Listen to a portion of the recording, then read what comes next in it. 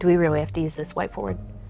I mean, we have so many whiteboards on here, the girls are gonna kill me. It's only all of our really important information for the day, like needle types in the machines and our appointments, and I'm not even here on Thursday. So by the time they see it, I'll be in Oklahoma City, actually. So I won't even have to like deal with it. That's such a mean thing to say. I'm sorry, girls. I'm sorry. This is gonna work.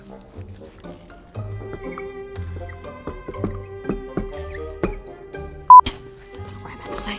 Hold on. Today, we're gonna discuss pant hem math.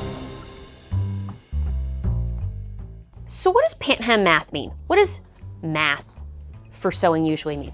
One of the big things that it means is that every time you sew something, the item needs to be bigger than the finished length or size of the garment. So, hem allowance, seam allowance, you've probably heard these terms before. It's the amount of fabric additionally that we need to sew into a seam or sew into the hem to then get the garment to whatever the finished size is supposed to be without any raw edges, kind of in a nutshell. So let's dive into that. I got my little jean up here. This is my jeans. And we want a 31-inch inseam. I think that's my husband's inseam. So let's say we want to finish with a 31-inch. I'm going to measure from the crotch to the point. Actually, let's do it like this because we're shortening it, right? So this amount needs to finish at 31 inches. But how do we do that? Well, first, we're going to decide what we want the hem to look like. I'm going to show you two examples. Hold these for me, will you, lovely assistant? On this guy, we've got a more athletic hem. That one's going to be, looks like about 3/4 of an inch. Where did I just put my ruler? This one is a wider finished hem. Yeah, 3/4 of an inch. But let's peek inside. Look at that. There's also no raw inch inside. So what does that mean? It means that it's probably doubled up in there. So 3/4 of an inch plus another 3/4 of an inch doubled inside. So there are no raw edges on the outside, no raw edges on the inside, all clean and washable. And it's finishing at the correct length. Cool. Next, let's look at this one. This one's pretty common as well. This is the one that I'm going to use for our example, which is a standard 1/2 inch on a jean. Let me measure it to make sure I'm not a liar. Yeah, so you can barely see that stitching line there. 1/2 inch is pretty standard, looks nice, generally clean. So let's go with a 1/2 inch. That means I've got my pant that comes all, my pant leg comes all the way down here. And let's say it's, 34 inches long. I'm gonna measure, down to wherever the 31-inch mark is. And for me, I'm gonna put a chalk line there. But if that's gonna be confusing to you, make it like, usually in patterns, the dotted line is the cut line, so make this one a solid line if you wanna give yourself a little key, okay? So I'm gonna give myself a mark for my 31 inches, meaning this is where I know I want it to finish. But I'm gonna look at the original hem and see that we've got that 1/2 inch between the bottom and the stitching. That is the hem allowance. Let me spell this word so that you know what I'm saying. Literally like when you did chores as a kid. Allowance, that's what we got. And hem, in this case, allowance, but seam allowance would be in a seam. It's really just the positional geographic on the garment. Doesn't matter. So where we want to be, where we are. Now, we know that we want a 1/2 inch. We need that for the outside. Let me show you what I mean by that one more time. The outside, what you are actually seeing right there. Bottom stitching. Ooh, but then we flip it up and look, that fabric, that's more fabric. Does that make sense? You got all that fabric and it's like rolled up in there. So we got a 1/2 inch that will be visible and then a 1/2 inch that will be that will be visible on the inside, and then another 1/2 inch that's inside of there that you will never see, but makes it possible to have a nice, clean, no raw edges, stitched edge. So we're gonna add another 1/2 inch. Now, I think it's safe to say at this point that if you are doing a top stitched hem, meaning a hem that when completed, you can see it, like that, which is most pants. If you are doing a top stitched hem, all you need to do is take the measurement you want to finish with and add double the hem allowance. So 1/2 inch and another 1/2 inch, 3/4 and another 3/4. That's your cut line. Where we want to be, 1/2 inch, again, doubled over 1/2 inch. So what does that put us at? Our cut line. This bad boy right here is our cut line. Let's make that really nice and big.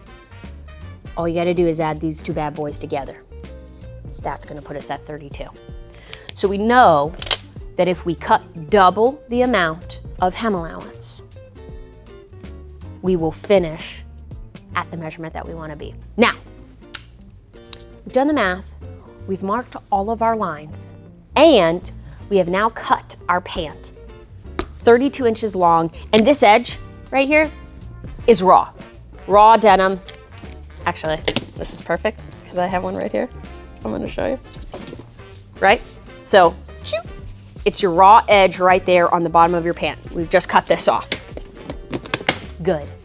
Now, you still have an opportunity to screw this up. So, let's circumvent that. What happens next is you have to actually sew it at 1/2 inch, 1/2 inch, okay? So you can't cut it and then roll the pant up 3/4 and 3/4. Because what happens then? Well, it's too short then. You didn't roll it up 1 inch total. You would have rolled it up 1.5. And 1.5 puts this at 30.5. You see what I'm saying? So you gotta measure it right. You gotta cut it right. But then you have to sew it right. So if you decided on your hem allowance, you gotta keep that bad boy the whole time, okay? You gotta keep it on the sewing machine. You gotta iron it in place. Use your iron. That's the easiest way to do it. Mark it, iron it, and make sure that you are rolling that up to the amount that you agreed on with yourself in the beginning. Don't cheat yourself, do it right. Let's look at this one more time. Because I know you're dazed, you're confused, you're like, oh, I've had enough of this. This one's important. You want to hem your pants. I know you're not 6'4". I mean, maybe you are. If you are, you know, supermodels out there. So we've got our little pant. Bear with me here. We would like our pant to be 5 inches when we finish, okay? I'm gonna make my little line right there. That is my finish line. Cool, great, awesome. Now, that means that's where I want it to be when it's done, which means we can't cut there. Why can't we cut there? Because if we cut there and then we roll it up, what's that gonna make it? It's gonna make it like 4 inches. You have a sewing line and you have a cutting line, and they are never, ever, ever the same, because you can't sew on something that doesn't exist. And when you cut it off, it doesn't exist anymore, so you're not sewing there. No exceptions. Sewing line, cutting line, not the same. Okay. I want 1/2 inch. I'm gonna measure down from my finished length, 1/2 inch, and then I'm gonna do it again. Why am I gonna do it again?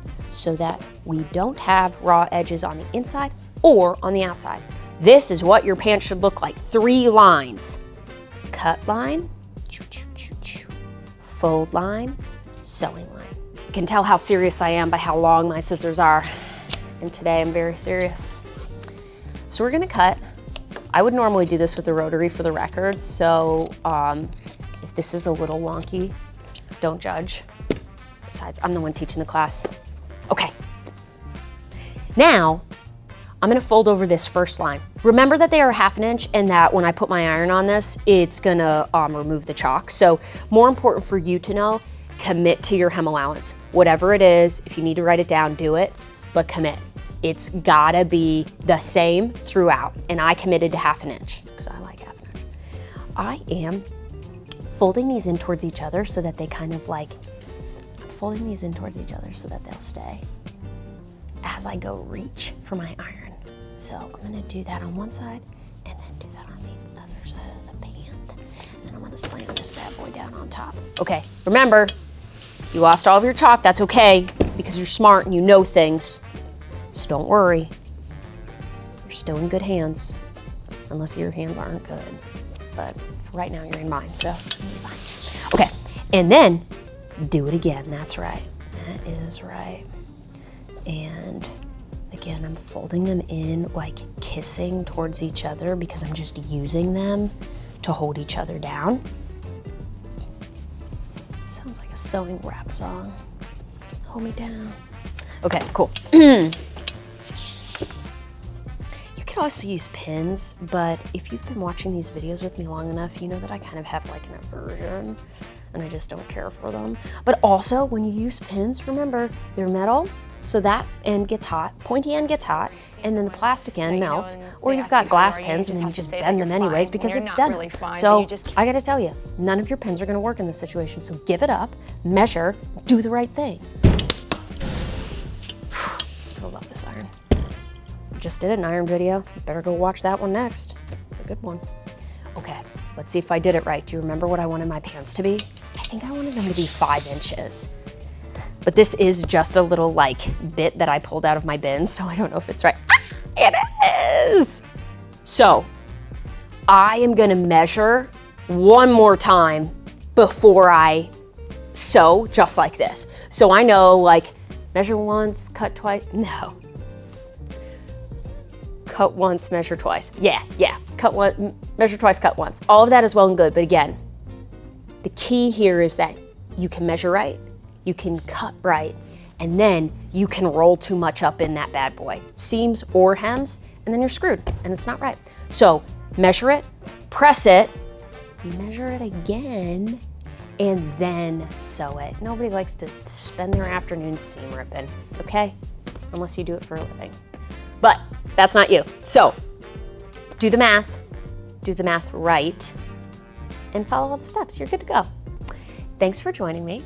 Ask me some questions about this one, or maybe other ones. What else do you want to learn how to cut?